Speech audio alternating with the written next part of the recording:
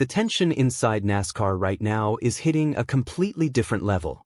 And after what went down at Dover Motor Speedway during the All-Star race, we are looking at two stories that could seriously reshape the entire conversation around this season moving forward. The first involves a post-race moment that is already dividing the entire NASCAR community, because what was allegedly said after the checkered flag, and who said it to whom, has fans fired up in a way we have not seen in a long time. The second story is about just how chaotic, emotional, and completely unpredictable this all-star race turned out to be from the very first lap to the very last one. Big names wrecking out early, strategies falling apart in real time, drivers visibly frustrated and searching for answers, and one seasoned veteran walking away with $1 million after surviving absolute madness on one of the most unforgiving concrete ovals in the entire sport. This race is going to be talked about for a long time, so let's break down everything that happened and why it matters so much heading into the rest of this season. What started as a massive breakthrough night for Chase Briscoe ended up turning into one of the most uncomfortable and genuinely controversial moments we have seen inside a NASCAR organization all year long. Briscoe finished second Sunday night, but this was not one of those quiet second-place finishes where a driver just manages the race and sneaks into a good result at the end. Briscoe was legitimately one of the fastest cars on the racetrack from the opening laps.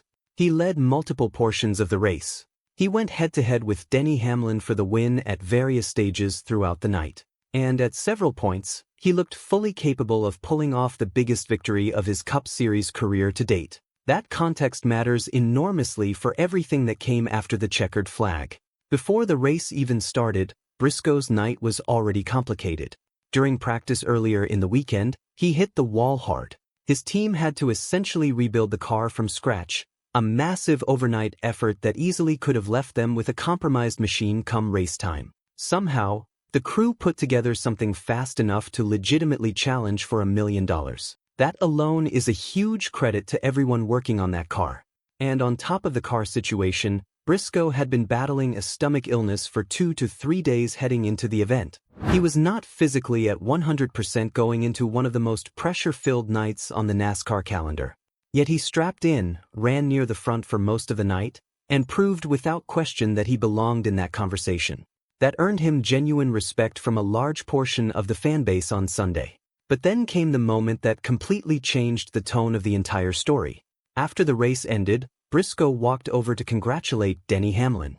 That is completely normal behavior between drivers, especially teammates who just spent the night racing door-to-door for $1 million. Standard competitive respect. Standard human decency after a hard-fought battle. But according to Briscoe, Hamlin's response was not what you would expect from a teammate. Briscoe claims that Hamlin looked at him after everything they had just been through and told him, directly, that he was still not Cup Series level. When Briscoe repeated that to reporters outside his hauler after the race, he was not casual about it. He did not laugh it off. He did not frame it as typical trash talk that got a little out of hand. He used one very specific word to describe what Hamlin allegedly said to him. Not emotional. Not a misunderstanding. Not competitive banter that crossed a line by accident. Classless. And you can absolutely understand why that response hit the way it did. Because these are not two rivals from competing teams with nothing shared between them. These are teammates. Drivers under the same roof, representing the same organization, sharing information and resources every single week of the season. The dynamic inside a team is fundamentally different from the dynamic between competitors at separate organizations. Briscoe made clear he was not looking for praise. He was not asking Hamlin to act like the second-place car had somehow beaten him or deserved special treatment. But after running toe-to-toe all night, leading laps, fighting with a rebuilt car while dealing with a physical illness, hearing your own teammate try to diminish what you just accomplished hits in a way that outside criticism simply never could. Late in the race, Briscoe explained why Hamlin was eventually able to pull away for good. With 29 laps remaining, every time Briscoe grabbed the lead, the rear of the car became too loose on longer runs. He did not have quite enough grip to fully defend the position.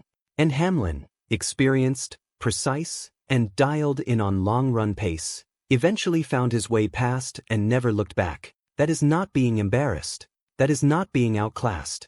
That is a seasoned veteran with deep experience on that type of surface, finding a small but meaningful edge over a younger driver who gave absolutely everything he had.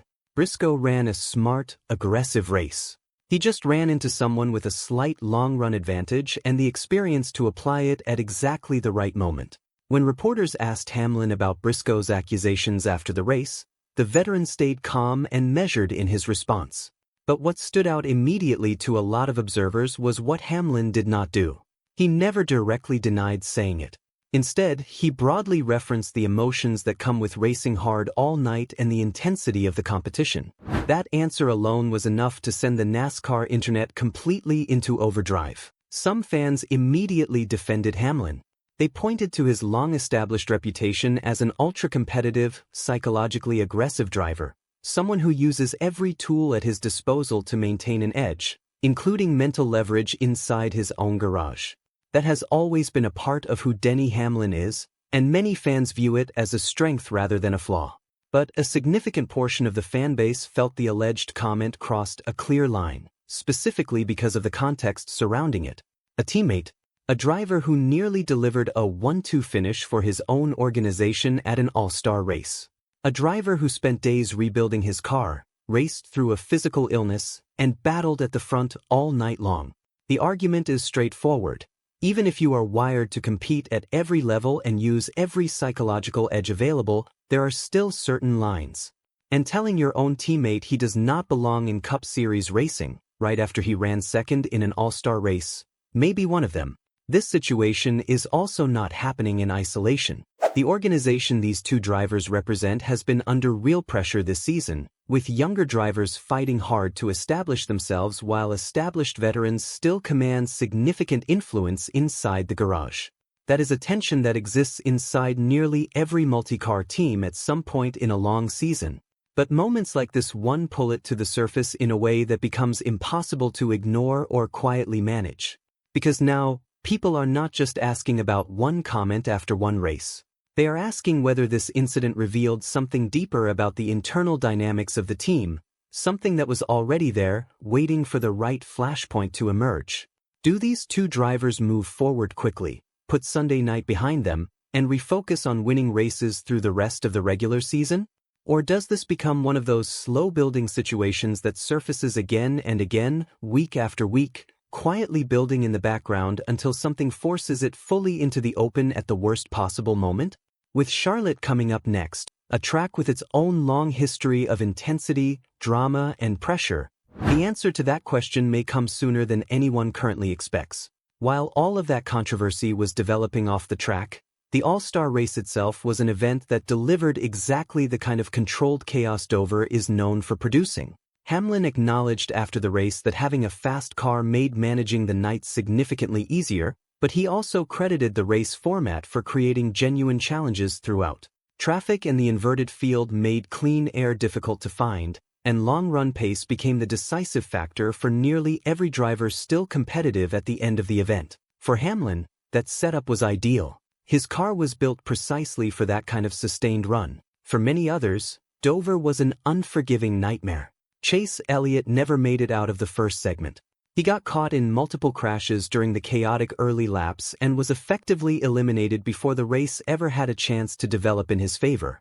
Elliott described the situation with honesty. He said he genuinely did not know what the right strategy was at any given moment because pure survival mode set in almost immediately.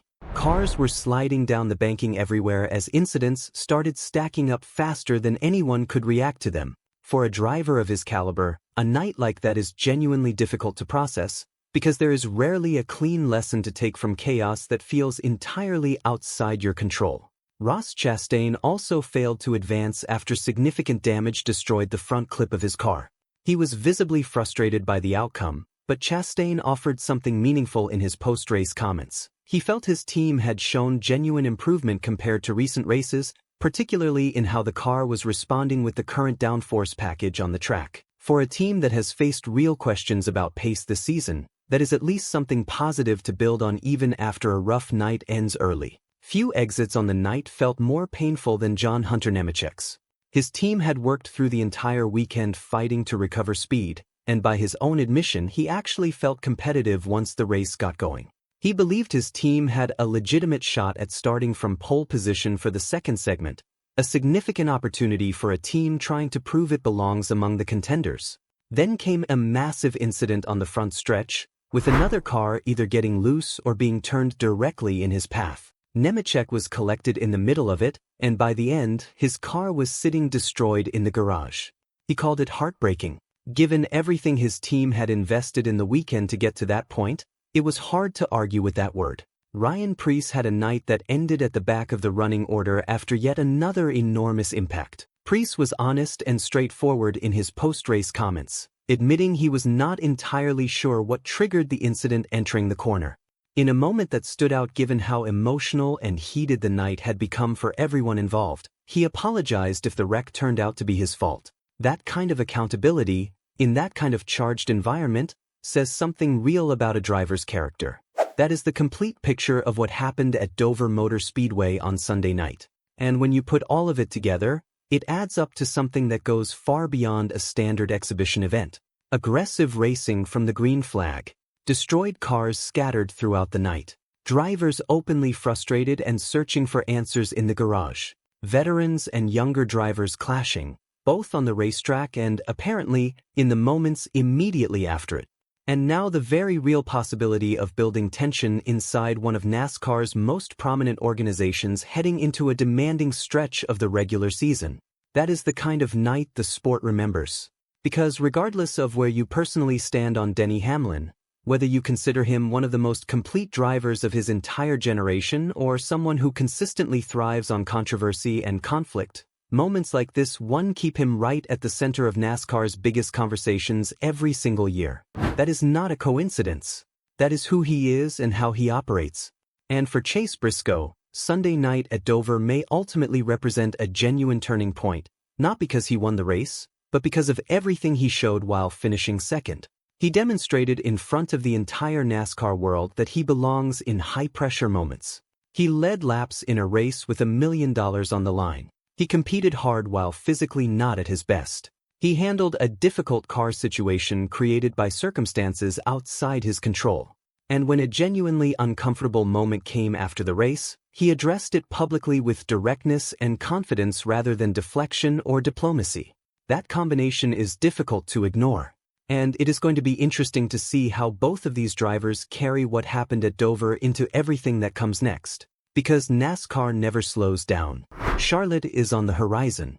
Emotions inside at least one garage are still running high. And something shifted Sunday night at Dover, whether that shift leads somewhere that gets quietly resolved or somewhere that becomes a defining storyline of this entire season is exactly what everyone is going to be watching closely in the weeks ahead.